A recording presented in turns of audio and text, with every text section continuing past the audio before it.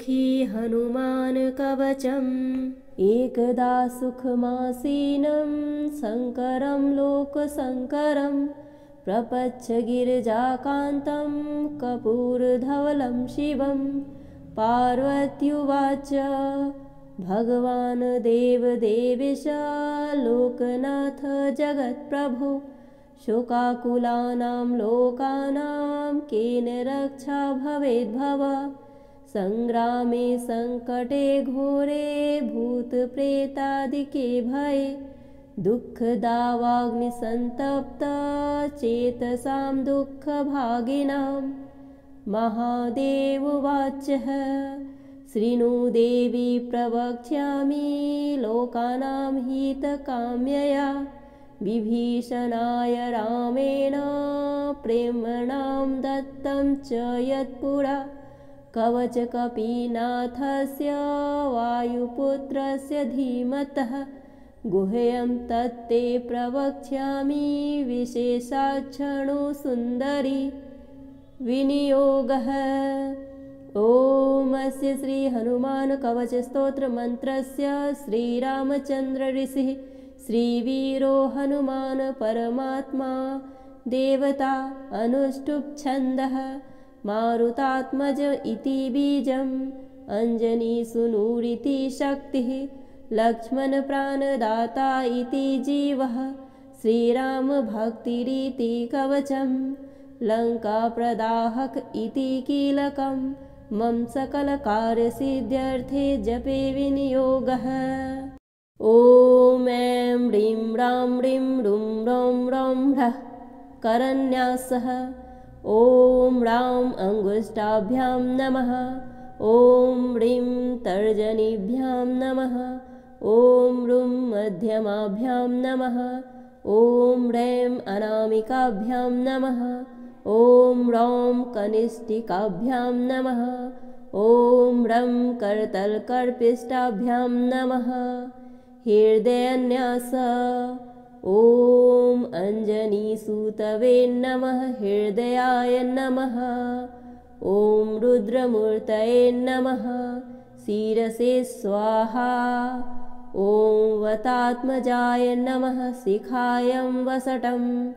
ॐ रामभक्तिरताय नमः। कवचाय हुम्।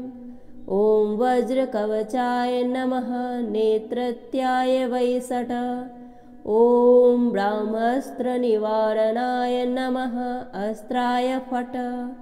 ॐ ध्यायेद्बालदिवाकरधृतिनिभं देवारिदर्पापहम्।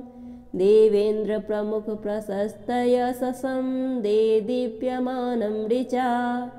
सुग्रीववादिसमस्तवानरयुतं सुव्यतकतत्वप्रियं।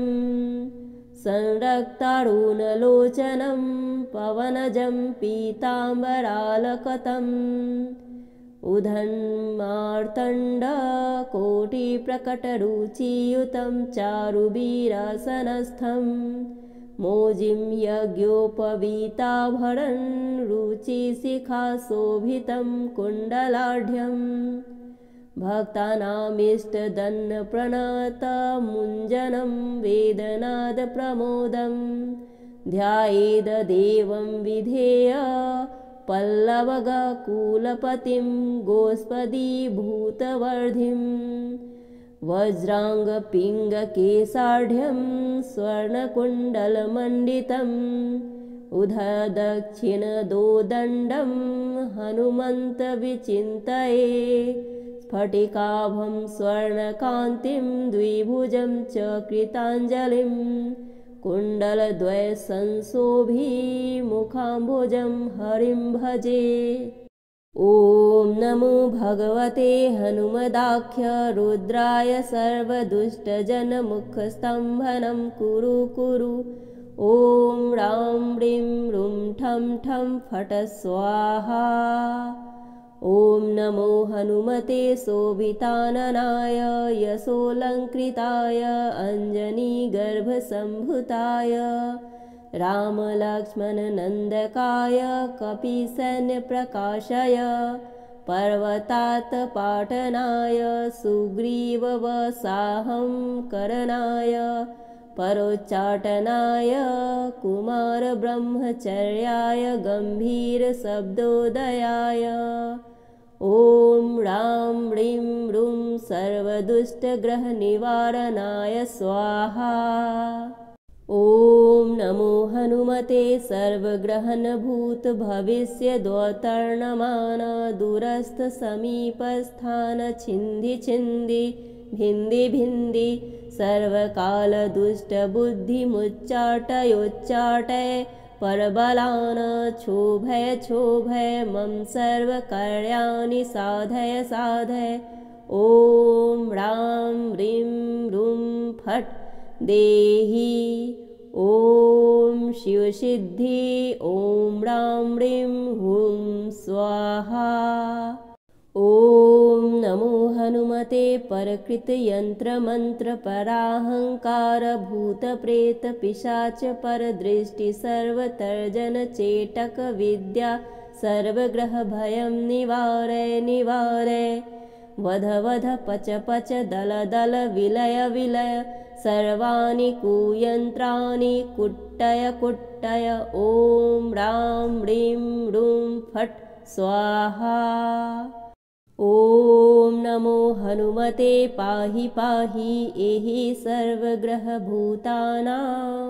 शाकिनी डाकिनीनां विषं दुष्टानां सर्वशामाकर्षय कर्षय मर्दय मर्दय छेदय छेदय मृत्युन् मारय मारय शोषय शोषय प्रज्वल प्रज्वल भूतमण्डल पिशाचमण्डल निरसनाय भूतज्वर प्रेतज्वर चातुर्थिकज्वर विष्णुज्वर महेशज्वर छिन्धि छिन्धि भिन्धि भिन्धि अक्षिशूल पक्षशूल शिरोभयन्तरशूल गुल्मशूल पित्तशूल ब्रह्मराक्षसकुलपिशाचकुलच्छेदनं कुरु प्रबलनागकुल। विषं निर्विषं कुरु कुरु झटति झटति। ॐ ह्रां ह्रीं ह्रूं फट् घे घे स्वाहा। श्रीराम उवाच हनुमान् पर्वतः पातु दक्षिणे पवनात्मजः पातु प्रतीच्यां रक्षोघ्नः पातु सागरपारगः उदीच्यामुधर्वर्गः पातु केसरी प्रियनन्दनः अधस्ताद् विष्णुभक्तस्तु पातु मध्यमं च पावनिः अवान्तरदिशः पातु सीताशोकविनाशकः लङ्काविदाहकः पातु सर्वापदभ्यो निरन्तरं सुग्रीवसचिवः पातु मस्तकं वायुनन्दनः भालं पातु महावीरो बुभ्रो मध्ये निरन्तरं नेत्रेच्छायापहारि च मातुनः पल्लवगेश्वरः कपोले कर्णमूले च पातु श्रीरामकिङ्करः नासाग्रमज्जनीसूनु पातु वक्त्रं हरीश्वर वाचं रुद्रप्रिय पातु जिह्वां पिङ्गललोचनः पातु दन्तान् फाल्गुनेष्टाच् श्रीबुकं दैत्यपादः पातु कण्ठं च दैत्यचारिः स्कन्धः पातु सुरार्चितः भुजौ पातु महातेजः करौ तौ चरणायुधः नखान् नखायुधः पातु कुक्षिं पातु कपीश्वरः वक्षमुद्रापहारि च मातु पार्श्वे भुजायुधः लङ्काविभञ्जनः पातु पृष्ठदेशे निरन्तरं वाभिं च रामदूतस्तु कटिं पातु अनिलात्मजः गुह्यं पातु महाप्राज्ञो लिङ्गपातु शिवप्रियः उरु च जानुनी पातु लङ्काप्रसादभञ्जनः जङ्घे पातु कपिश्रेष्ठो गुल्फो पातु महाबलः अचलो द्वारकः पातु पादौ भास्करसन्निभः अङ्गन्यमितसत्त्वाढयः पातु पादाङ्गुलिस्तथा सर्वाण्डानि महासुरः पातु रोमाणि चात्मवान् हनुमत्कवचयस्तु पठेत् विद्वान् विचक्षणः स एव पुरुश्रेष्ठो भुक्तिमुक्ति च विन्दति त्रिकालमेककालं वा पठेम्मासत्रयं सदा सर्वान् रिपूनच्छना जित्वा स पुमान् श्रियमातनुयात् मध्यरात्रे जले स्थित्वा सप्तधारं पठेद्यदि क्षयापस्मारकुष्ठादि तापज्वरनिवारणम् अस्वस्थमूले कर्वारे स्थित्वा पठति यः पुमान् अचलां श्रियमातनोति सङ्ग्रामे विजयं तथा लिखित्वा पूजयेद्यस्तु सर्वत्र विजयी भवेत् यः करे धारये नित्यं स पुमान् श्रियमापनुयात् विवादे धूतकाले च धूते राजकुलेरणे 10 वारं पठेद् रात्रौ मिताहारो जितेन्द्रियः विजयं लभेत लोके मानुषेषु नराधिपः भूतप्रेतमहादुर्गे रणे सागरसम्पल्लवे सिंहव्याघ्रभये चोग्रे शरशस्त्रास्त्रपातने शृङ्खलाबन्धने चैव कारागृहनियन्त्रणे कायस्थोभे वहि विचक्रे क्षेत्रे घोरे सुदारणे शोके महारणे चैव बालग्रहविनाशनं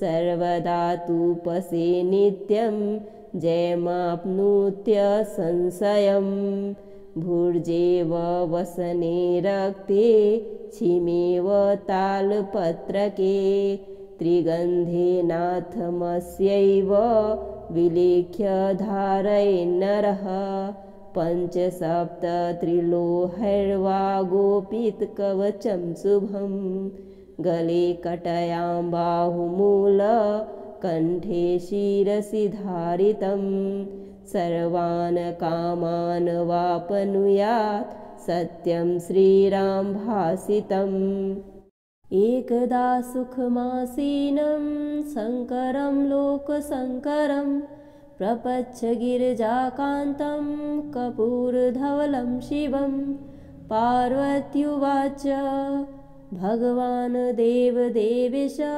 लोकनाथ जगत्प्रभो शोकाकुलानां लोकानां केन रक्षा भवेद्भव सङ्ग्रामे सङ्कटे घोरे भूतप्रेतादिके भये दुःखदावाग्निसन्तप्ता चेतसां दुःखभागिनां महादेवोवाचः शृणु देवी प्रवक्ष्यामि लोकानां हितकाम्यया विभीषणाय रामेण प्रेम्णां दत्तं च यत्पुरा कवचकपीनाथस्य वायुपुत्रस्य धीमतः गुह्यं तत्ते प्रवक्ष्यामि विशेषाक्षणो सुन्दरी विनियोगः ॐ श्री हनुमान कवच स्तोत्र मंत्रस्य श्रीरामचंद्र ऋषिः श्रीवीरो हनुमान परमात्मा देवता अनुष्टुप् छन्दः मारुतात्मज इति बीजम् अंजनी सुनूरिति शक्तिः लक्ष्मणप्राणदाता इति जीवः श्रीरामभक्तिरिति कवचं लङ्काप्रदाहक इति कीलकं मम सकलकार्यसिद्ध्यर्थे जपे विनियोगः।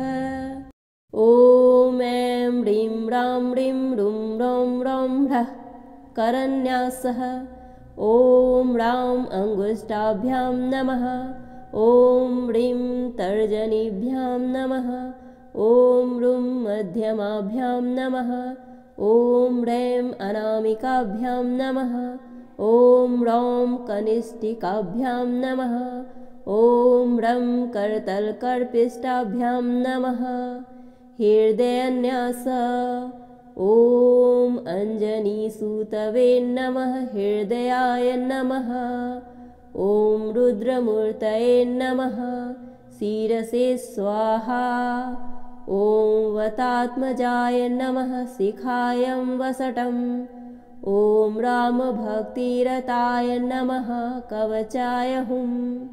ॐ वज्रकवचाय नमः। नेत्रत्याय वैसट। ॐ ब्रह्मास्त्रनिवारणाय नमः। अस्त्राय फट्। ॐ धयायेदबालदिवाकरधुतिनिभं देवारिदर्पापहं देवेन्द्रप्रमुखप्रशस्तयशसं देदीप्यमानं ऋचा सुग्रीववादिसमस्तवानरयुतं सुव्यतकतत्वप्रियं संरक्तारुणलोचनं पवनजं पीताम्बरालकतम् उधन्मार्तण्डकोटिप्रकटरुचियुतं चारुवीरासनस्थं मोजिं यज्ञोपवीताभरणं रुचिशिखाशोभितं कुण्डलाढ्यम् भक्तानामीष्टदन्नप्रणतमुञ्जनं वेदनादप्रमोदं ध्यायेदेवं विधेय पल्लवगकुलपतिं गोस्पदीभूतवर्धिं वज्राङ्गपिङ्गकेशाढ्यं स्वर्णकुण्डलमण्डितम् उददक्षिणदोदण्डं हनुमन्तविचिन्तये स्फटिकाभं स्वर्णकान्तिं द्विभुजं च कृताञ्जलिं कुण्डलद्वयसंशोभिमुखाम्बुजं हरिं भजे। ॐ नमो भगवते हनुमदाख्य रुद्राय सर्वदुष्टजनमुखस्तम्भनं कुरु कुरु। ॐ ह्रां ह्रीं रुं ठं ठं फट् स्वाहा। ॐ नमो हनुमते शोभिताननाय यशोऽलङ्कृताय अञ्जनीगर्भसम्भूताय रामलक्ष्मणनन्दकाय कपिसैन्यप्रकाशाय पर्वतात्पाटनाय सुग्रीववसाहं करणाय परोच्चाटनाय कुमारब्रह्मचर्याय गम्भीरशब्दोदयाय ॐ ह्रां ह्रीं रुं सर्वदुष्टग्रहनिवारणाय स्वाहा। ॐ नमो हनुमते सर्वग्रहणभूतभविष्यद्वतर्णमान दूरस्थसमीपस्थान छिन्दि छिन्दि भिन्दि भिन्दि सर्वकालदुष्टबुद्धिमुच्चाटयोच्चाटय परबलान् क्षोभय क्षोभय मम सर्वकार्याणि साधय साधय। ॐ ह्रां ह्रीं रुं फट् देहि। ॐ शिवसिद्धि।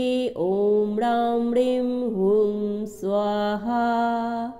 ॐ नमो हनुमते परकृतयन्त्रमन्त्रपराहङ्कार भूतप्रेतपिशाचपरदृष्टि सर्वतर्जनचेटकविद्या सर्वग्रहभयं निवारय निवारय।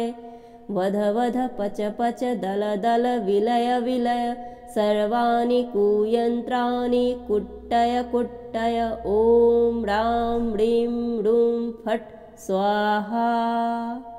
ॐ नमो हनुमते पाहि पाहि एहि सर्वग्रहभूतानां शाकिनी डाकिनीनां विषं दुष्टानां सर्वशामाकर्षय कर्षय मर्दय मर्दय छेदय छेदय मृत्युन्मारय मारय शोषय शोषय प्रज्वल प्रज्वल भूतमण्डल पिशाचमण्डल निरसनाय भूतज्वर प्रेतज्वर चातुर्थिकज्वर विष्णुज्वर महेशज्वर छिन्धि छिन्धि भिन्धि भिन्धि अक्षिशूल पक्षशूल शिरोम्भयन्तरशूल गुल्मशूल पित्तशूल ब्रह्मराक्षसकुलपिशाचकुलच्छेदनं कुरु प्रबलनागकुल विषं निर्विषं कुरु कुरु झटति झटति ॐ ह्रां ह्रीं ह्रूं फट् घे घे स्वाहा। श्रीराम उवाच हनुमान् पर्वतः पातु दक्षिणे पवनात्मजः पातु प्रतीच्यां रक्षोघ्नः पातु सागरपारगः उदीच्यामुधर्वर्गः पातु केसरी प्रियनन्दनः अधस्ताद् विष्णुभक्तस्तु पातु मध्यमं च पावनिः अवान्तरदिशः पातु सीताशोकविनाशकः लङ्काविदाहकः पातु सर्वापदभ्यो निरन्तरं सुग्रीवसचिवः पातु मस्तकं वायुनन्दनः भालं पातु महावीरो बुभ्रो मध्ये निरन्तरं नेत्रेच्छायापहारि च मातुनः पल्लवगेश्वरः कपोले कर्णमूले च पातु श्रीरामकिङ्करः नासाग्रमज्जनी सूनु पातु वक्त्रं हरीश्वर वाचं रुद्रप्रिय पातु जिह्वां पिङ्गललोचनः पातु दन्तान् फाल्गुनेष्टाच् श्रीबुकं दैत्यपादः पातु कण्ठं च दैत्यचारिः स्कन्धः पातु सुरार्चितः भुजौ पातु महातेजः करौ तौ चरणायुधः नखान् नखायुधः पातु कुक्षिं पातु कपीश्वरः वक्षमुद्रापहारि च मातु पार्श्वे भुजायुधः लङ्काभिभञ्जनः पातु पृष्ठदेशे निरन्तरं वाभिं च रामदूतस्तु कटिं पातु अनिलात्मजः गुह्यं पातु महाप्राज्ञो लिङ्ग पातु शिवप्रियः उरु च जानुनी पातु लङ्काप्रसादभञ्जनः जङ्घे पातु कपिश्रेष्ठो गुल्फो पातु महाबलः अचलो द्वारकः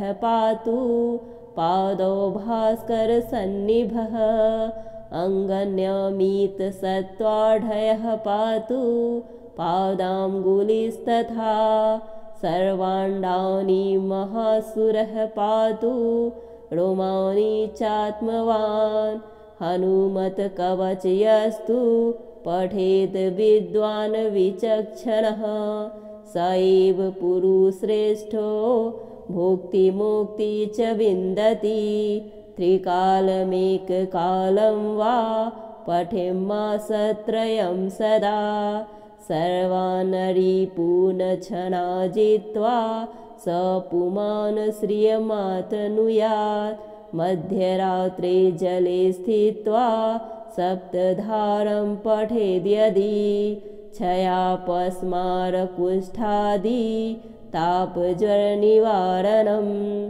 अस्वस्थमूले कर्वारे स्थित्वा पठति यः पुमान् अचलां श्रियमातनोति सङ्ग्रामे विजयं तथा लिखित्वा पूजयेद्यस्तु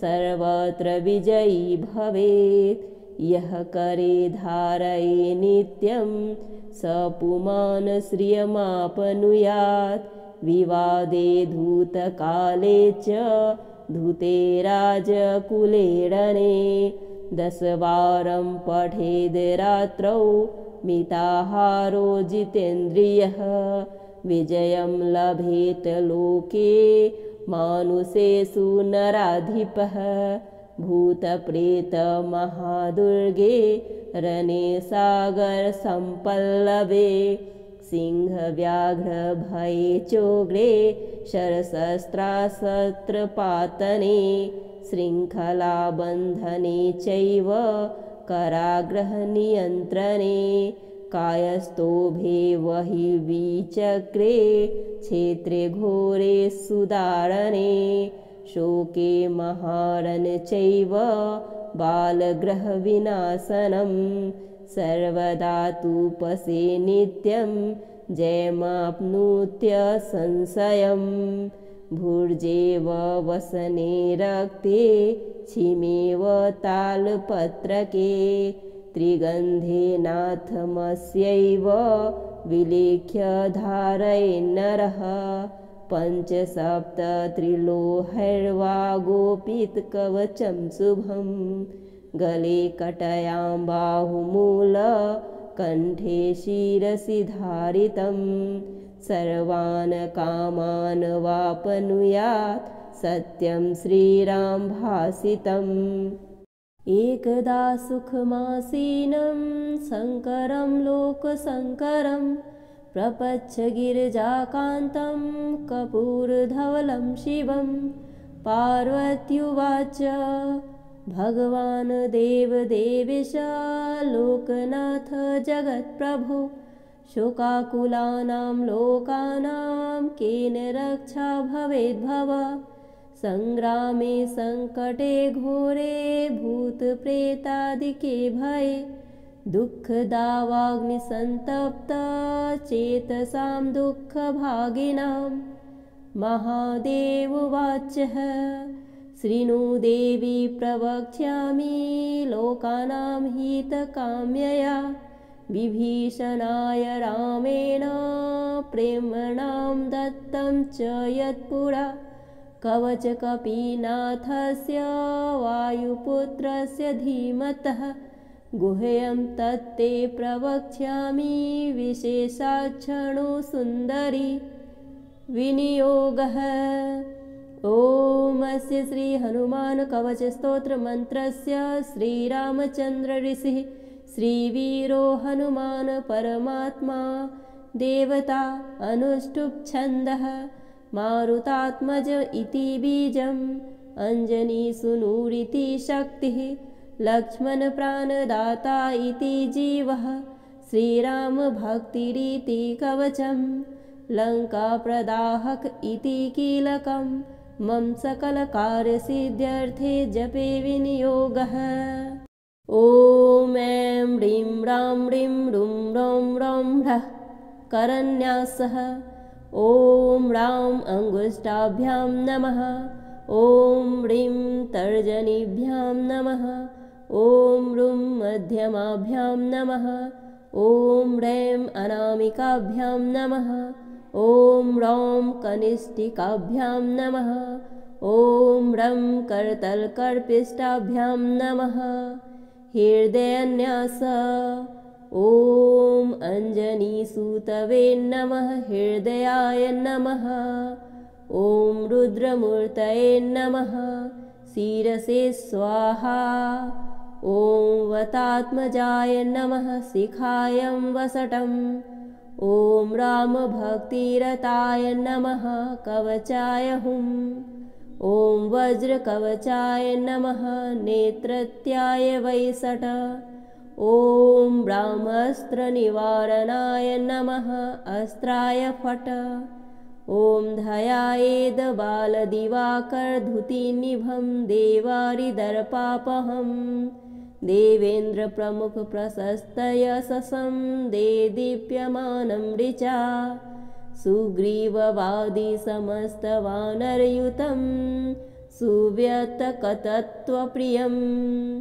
संरक्तारुणलोचनं पवनजं पीताम्बरालकतम् उधन्मार्तण्डकोटिप्रकटरुचियुतं चारुवीरासनस्थं मोजिं यज्ञोपवीताभरन् रुचिशिखाशोभितं कुण्डलाढ्यं भक्तानामीष्टदन्नप्रणतमुञ्जनं वेदनादप्रमोदं ध्यायेदेवं विधेय पल्लवगकुलपतिं गोष्पदीभूतवर्धिं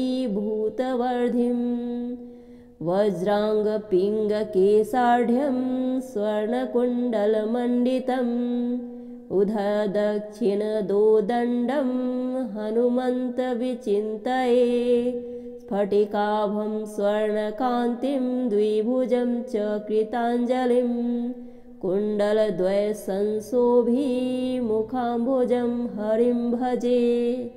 ॐ नमो भगवते हनुमदाख्य रुद्राय सर्वदुष्टजनमुखस्तम्भनं कुरु कुरु। ॐ रां ह्रीं रुं ठं ठं फट स्वाहा। ॐ नमो हनुमते शोभिताननाय यशोऽलङ्कृताय अञ्जनीगर्भसम्भूताय रामलक्ष्मणनन्दकाय कपिसैन्यप्रकाशय पर्वतात्पाटनाय सुग्रीववसाहं करणाय परोच्चाटनाय कुमारब्रह्मचर्याय गम्भीरशब्दोदयाय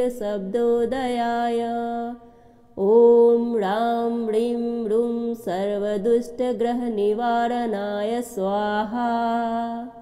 ॐ नमो हनुमते सर्वग्रहणभूतभविष्यद्वतर्णमान दूरस्थसमीपस्थान छिन्दि छिन्दि भिन्दि भिन्दि सर्वकालदुष्टबुद्धिमुच्चाटयोच्चाटय परबलान् क्षोभय क्षोभय मम सर्वकार्याणि साधय साधय। ॐ रां ह्रीं रुं फट् देहि। ॐ शिवसिद्धि। ॐ रां ह्रीं हुं स्वाहा।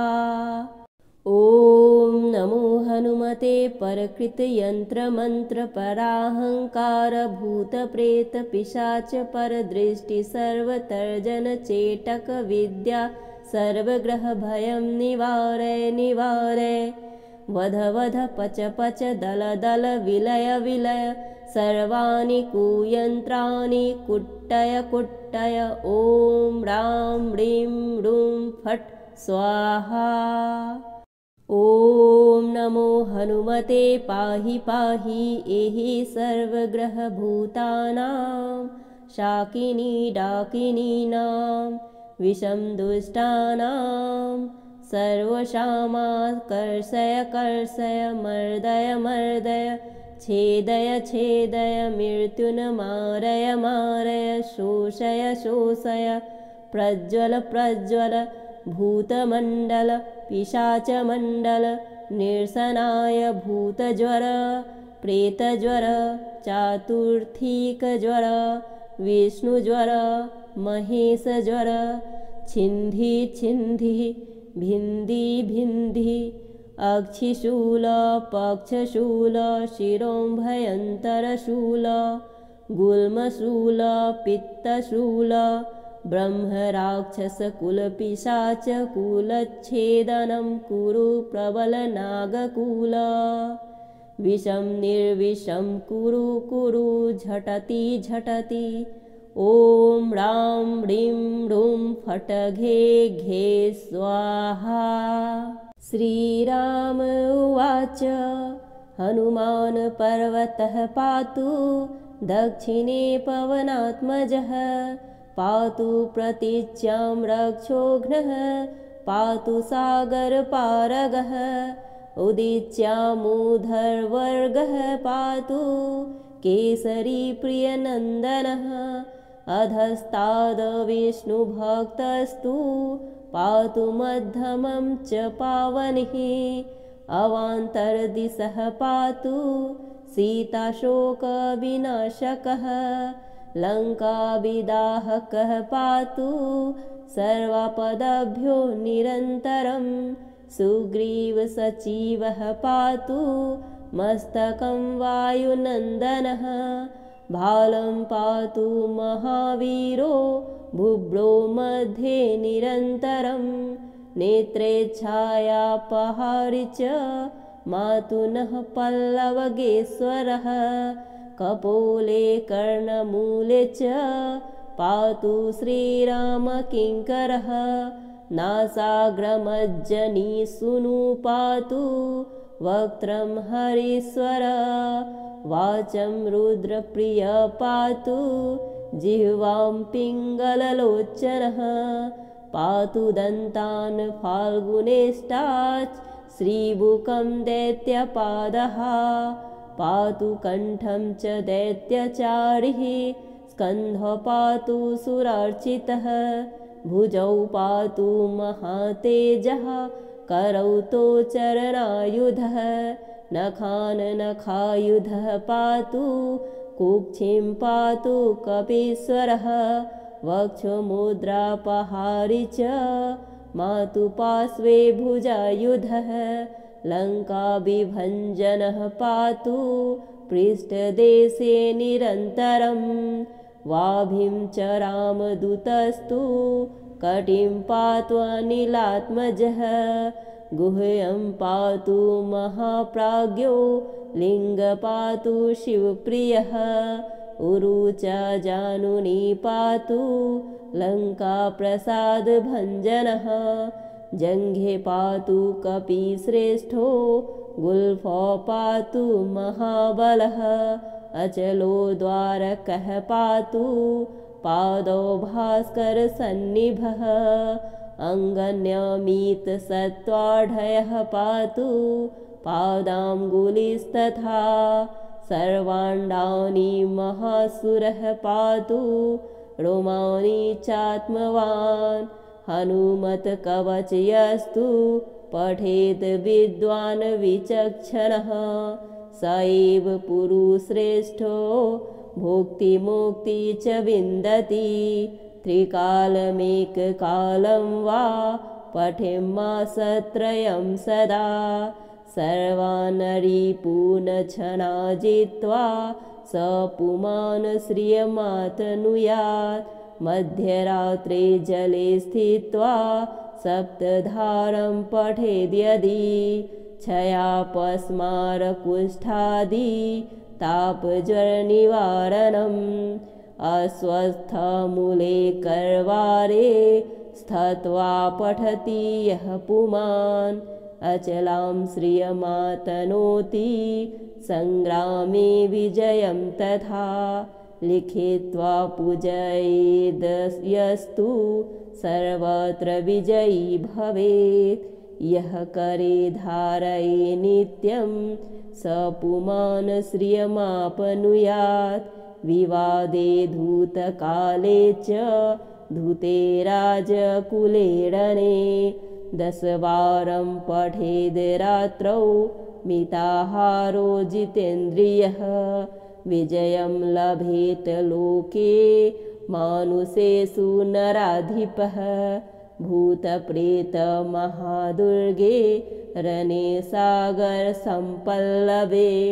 सिंहव्याघ्रभये चोग्रे शरशस्त्रास्त्रपातने शृङ्खलाबन्धने चैव कारागृहनियन्त्रणे कायस्थोभे वहि विचक्रे क्षेत्रे घोरे सुदारणे शोके महारणे चैव बालग्रहविनाशनं सर्वदा तूपसे नित्यं जयमाप्नुत्य संशयम् भुर्जेव वसने रक्ते छिमेव तालपत्रके त्रिगन्धेनाथमस्यैव विलेख्य धारयेन्नरः पञ्चसप्तत्रिलोहैर्वा गोपितकवचं शुभं गले कटयां बाहुमूलकण्ठे शिरसि धारितं सर्वान् कामान् वाप्नुयात् सत्यं श्रीरामभासितम्।